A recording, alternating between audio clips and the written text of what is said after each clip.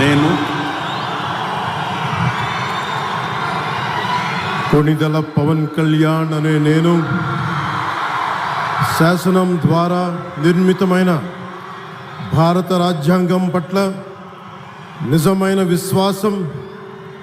విధేయత చూపుతానని,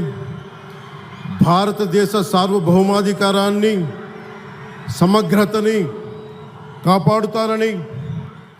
ఆంధ్రప్రదేశ్ రాష్ట్ర మంత్రిగా నా కర్తవ్యాలను శ్రద్ధతో, అంతఃకరణ శుద్ధితో నిర్వహిస్తానని, భయం కానీ, పక్షపాతం కానీ, రాగద్వేషాలు కానీ లేకుండా రాజ్యాంగాన్ని, శాసనాలని అనుసరించి ప్రజలందరికీ న్యాయం చేకూరుస్తానని దైవ